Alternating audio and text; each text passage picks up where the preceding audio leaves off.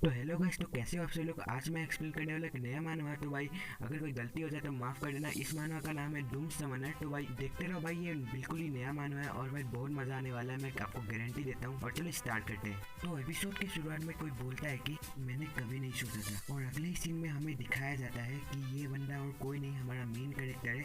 और हमारा main character कहता है कि मेरा नाम वेन है और मैं एक लेवल 4 का वॉरियर हूँ। जैसे ही मैं टीम में शामिल हुआ, मुझे एक मिशन मिला और हमें अपने ही टीम ने धोखा दे दिया, और हमने अपनी लाइफ का यूज एक लेवल 5 के मॉन्स्टर को ट्रैप में फंसाने के लिए इस्तेमाल किया, और हम अनदेखे हो गए, बिल्कुल एक कैनन फोल्डर की तरह। बाय द वे, जिनको भी कैनन फोल्डर का मीनिंग नहीं पता, कैनन फोल्डर ऐसे लोगों को कहा जाता है मतलब जो पपेट की तरह होते हैं, जो मर भी जाए तो किसी को ज़्यादा कुछ फर्क नहीं पड़ता। हमारा मेन कैरेक्टर कहता है लेकिन ये बेहतर है। अगले ही सीन में हमारे मेन कैरेक्टर के पीछे एक बहुत बड़े मॉन्स्टर को दिखाया जाता है जो बहुत ही जोर से रोर करता है। अगले ही सीन में हमारा मेन कैरेक्टर चिल्लाता है, क्यों आखिर ये डूम्सडे कभी खत्म नहीं होता। अगले पल हम देखते हैं वो मॉन्स्टर हमारे मेन कैरेक्टर पे अटैक कर देता है, और हमारा मेन कैरेक्टर भी अटैक को ब्लॉक करने की कोशिश करता है, पर मॉन्स्टर का ब्लेड हमारे मेन कैरेक्टर के पेट से आर पार हो जाता है। और अगले सीन में हमें एक बिल्डिंग दिखाया जाता है जहाँ हमारे मेन कैरेक्टर की आँख खुलती है। हमारा मेन कैरेक्टर चिल्ला के कहता है हाँ। हर बार रात में अपना मेन कैरेक्टर अपना मोबाइल खोलता है, जहाँ पर उसे कंपनी के ग्रुप चैट में एक बंदे ने उसको मैसेज दिया होता है कि भाई आज तुम्हें ओवर टाइम करना पड़ेगा। और हमारा मेन कैरेक्टर कहता है क्या ओवर टाइम। और हमारा मेन कैरेक्टर मोबाइल को नीचे रखता है और कहता है क्या मैं सच्ची में रिग्रेस हो चुका हूँ। हमारा मेन कैरेक्टर हंसते हुए कहता है नो वे, मुझे वापस से जीने का एक मौका मिला है, पर इस बार मैं कोई कैनन फोल्डर नहीं होने वाला हूँ और मैं किसी की बातों में भी कभी नहीं आऊँगा। मेरी डेस्टिनी सिर्फ मेरी है और इसे सिर्फ मैं ही कंट्रोल करूँगा। ये पहला दिन है ज़ॉम्बी आउटब्रेक का। इसी दिन पूरी दुनिया में ज़ॉम्बी देखे गए थे। तभी कोई जोर से चिल्लाता है प्लीज़ मुझे बचा लो, और कोई औरत कहती है कि प्लीज़ मुझे काटो मत। और हमारा मेन कैरेक्टर बहुत ही कूल वे में कहता है अदरवाइज पिछली जिंदगी में मेरी लाइफ बस कैनन फोल्डर बनता ही खत्म हो गई थी। और तभी दरवाजा टूट जाता है, हमें दिखाया जाता है जो औरत चिल्ला रही थी वही आके हमारे मेन कैरेक्टर के पैरों के नीचे गिर जाती है। अगले सीन में हम देखते हैं ज़ॉम्बी को जो हमारे मेन कैरेक्टर के एकदम सामने खड़ा होता है। ज़ॉम्बी देखना एक साइन है एपोक्लिप्स का शुरू होने का। फॉर्चुनेटली मैंने अपने वेपन्स तैयार करके रखे थे, तो आ जाओ ज़ॉम्बी। अदरवाइज मैंने अपने हथियार को अगर प्रिपेयर नहीं किया होता तो मेरे लिए बहुत ही ज़्यादा ट्रबल हो सकता था। और हम देखते हैं कि वो ज़ॉम्बी हमारे मेन कैरेक्टर पे हमला कर देता है।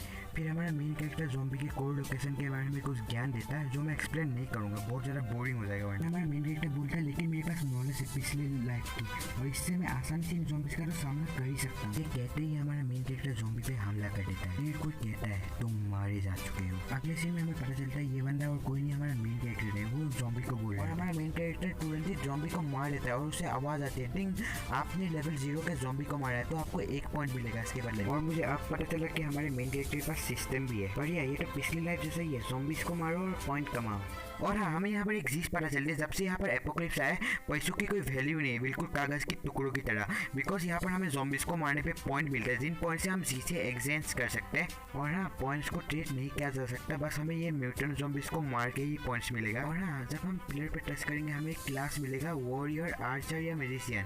और वह कुछ हिडन क्लासेस भी होते हैं जो भाई बहुत लकीली ही मिलता है लोगों को, और वो मिस्टीरियस क्लासेस बहुत ही ज़्यादा पावर होल्ड करके रखते हैं। पिछली लाइफ से देखा था जो एक्सचेंज प्लेयर है ना, वो बिल्कुल इंटरेस्ट में ही होगा कम्युनिटी। हमारा मेन कैरेक्टर चलते चलते ज़ॉम्बीज के पास पहुंच जाता है और कहता है पिछले लाइफ में मैंने दूसरे लोगों की तरह घर में रह के बहुत ही ज़्यादा अपॉर्चुनिटी मिस कर दी पॉइंट कमाने की, और मुझे जल्दी से 10 पॉइंट कमा के एक्सचेंज प्लेयर के पास जाना पड़ेगा और अपने क्लास को चेंज करना पड़ेगा। पर यहाँ पर बहुत ही ज़्यादा ही ज़ॉम्बीज है। अगले सीन में हमारे मेन कैरेक्टर को दिखाया जाता है जिसे सारे ज़ॉम्बीज ने अब तक देख लिया है। हमारा मेन कैरेक्टर कहता है चलो मुझे अभी इनका सामना करना पड़ेगा। इतना कहते ही हमारा मेन कैरेक्टर दौड़ के जाता है और एक ज़ॉम्बी के सर को काट देता है। ज़ॉम्बी को मारने के बाद हमारा मेन कैरेक्टर नोटिस करता है कि उसके पीछे भी एक ज़ॉम्बी है। वो ज़ॉम्बी हमारे मेन कैरेक्टर को काटने ही वाला होता है, और हमारा मेन कैरेक्टर भी कहाँ उसे काटने देने वाला था, और हमारा मेन कैरेक्टर उसको एक एल्बो मारता है जिससे वो दूर जाके गिरता है। अभी हमारे मेन कैरेक्टर की हेल्थ थोड़ा क्रैक करता है, ऐसे होना ही था क्योंकि भाई उसकी स्ट्रेंथ अभी बहुत ही ज़्यादा लो है, क्योंकि वो अभी अभी जस्ट पैदा हुआ है, नॉट मेन की पैदा हुआ है बट रिग्रेस हुआ है ना। ये बात हमारा मेन कैरेक्टर भी कहता है कि मेरा फिजिकल स्ट्रेंथ बहुत ही ज़्यादा लो है। हमारा मेन कैरेक्टर कहता है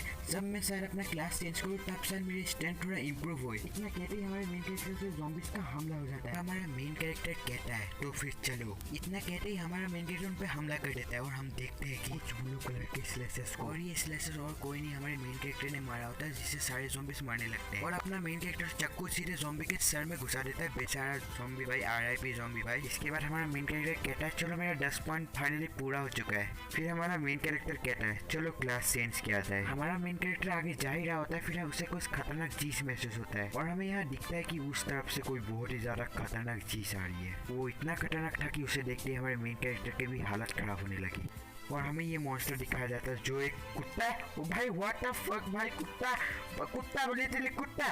वेल मैं वीडियो से थोड़ा भटक गया था, चलो फिर आगे कंटिन्यू करता हूँ। कुत्ते को देख के हमारा मेन कैरेक्टर कहता है क्या ये हमारे पड़ोसी का कुत्ता नहीं है सर, ये भी म्यूटेटेड हो चुका है। अगले सीन में हम देखते हैं वो कुत्ता हमारे MC के ऊपर अटैक करने आ रहा था। हमारा मेन कैरेक्टर कहता है फक यार, हाई लेवल का मॉन्स्टर विदाउट किसी क्लासेस के। हमारा मेन कैरेक्टर कहता है भागने में भलाई है, कोई पागल होगा जो उनसे भी फाइट करेगा। और अगले सीन में देखते हैं अभी भी हमारा मेन कैरेक्टर कुत्ते से बच के भाग रहा होता है। भाई क्या स्टूपिड बन रहा है। हमारा मेन कैरेक्टर कहता है ये अच्छा नहीं है। और अगले सीन में हम देखते हैं उस कुत्ते ने हमारे मेन कैरेक्टर के हाथ पे काट लिया होता है। तो गाइस इस चैप्टर में बस इतना ही था। तो भाई नेक्स्ट चैप्टर लाऊं या ना लाऊं तुम भाई कमेंट करके बता देना, और मेरा एक्सप्लेनेशन करने का तरीका कैसा लगा वो भी बताना। और भाई तुम मेरे को मानवा सजेस्ट कर सकते हो। और भाई आज के लिए इतना ही और बाय बाय।